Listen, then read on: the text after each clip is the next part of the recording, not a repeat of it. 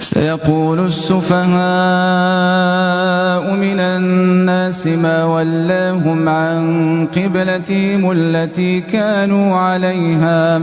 قل لله المشرق والمغرب يهدي من يشاء إلى صراط مستقيم وكذلك جعلناكم أمة وسطا لتكونوا شهداء على الناس ويكون الرسول عليكم شهيدا وما جعلنا القبلة التي كنت عليها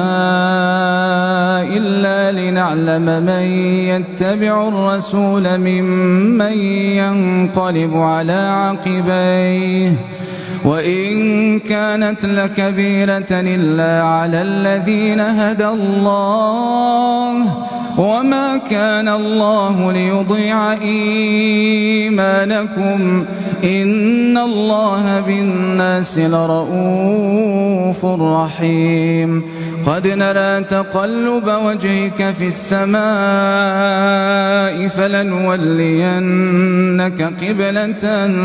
ترضاها فول وجهك شطر المسجد الحرام وحيث ما كنتم فولوا وجوهكم شطره وإن الذين أوتوا الكتاب ليعلمون أنه الحق من ربهم وما الله بغافل عما يعملون ولئن أتيت الذين أوتوا الكتاب بكل آية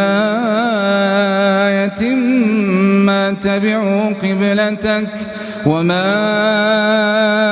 أنت بتابع قبلتهم وما بعضهم بتابع قبلة بعض ولئن اتبعت أهواءهم من بعد ما جاءك من العلم إنك إذا لمن الظالمين الذين آتيناهم الكتاب يعرفونه كما يعرفون أبناءهم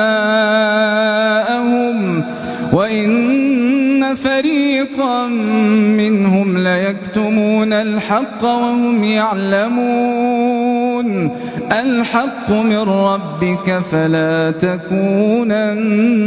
من الممترين كل وجهة هو موليها فاستبقوا الخيرات أينما تكونوا يات بكم الله جميعا إن الله على كل شيء قدير ومن حيث خرجت فول